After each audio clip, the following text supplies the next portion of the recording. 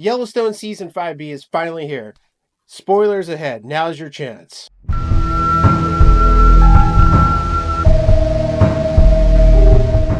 It's my father. We can't have anyone on the inside of the house until detectives give us approval. Why are there detectives in the house? Why? John Dutton III is 1056. COD says he's 1056. What does this mean? These are police talk.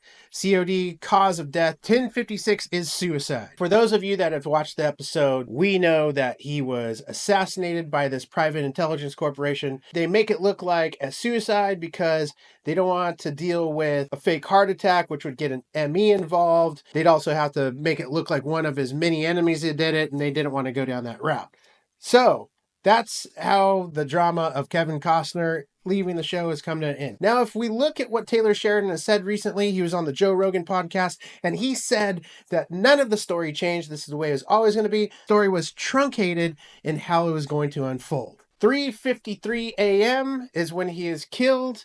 The power for the surveillance video at the governor's mansion goes off at 3:50. I come from an intelligence background, and the first thing that you are taught in any type of intelligence agency is there are no such things as coincidence. At least when you have an assignment or an operation, or you're doing prep for it, or you're responding to something that has happened to you, counterintelligence world, whatever, you have to assume that there's no such thing as coincidence. This is the handing off point that Beth and Kayce are going to have to take running forward. You have to act like he was whacked. We did get this off-screen assassination. For those of you that took my poll, I think about a third of you were right. We'll see if there are some flashbacks, and we'll get Josh Lucas coming in playing John Dutton III for some flashbacks maybe. We shall see. Now, there's some great exposition in this first episode. They really just hook us with the assassination plotline to drive the rest of the season and series for that matter, especially in Texas, and maybe setting up a 4-6s show. We heard rumors a long time ago that Jimmy was going to get his own show. The big kind of shock at the end is that Jamie didn't push the button. You know, like in the Mafia, we're going to push the button, right? Jamie didn't push the button. Market equities pushed the button on their own. This is the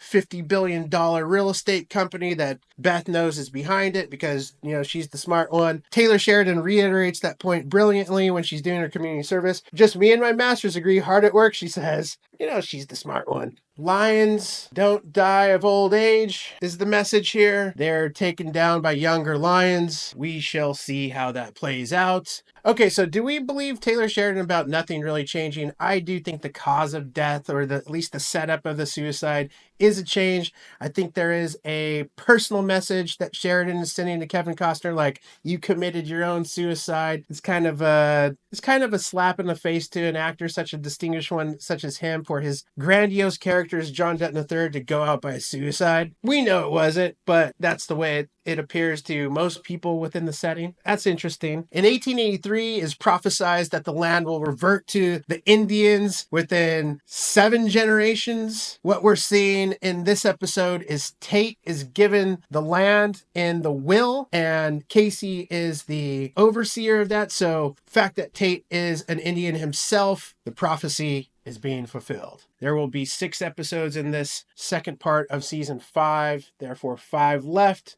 Looking forward to it. Hit me up in the comments. Let me know what you think of this first episode. Please subscribe and like this video. We'll see who else gets taken to the train station this season.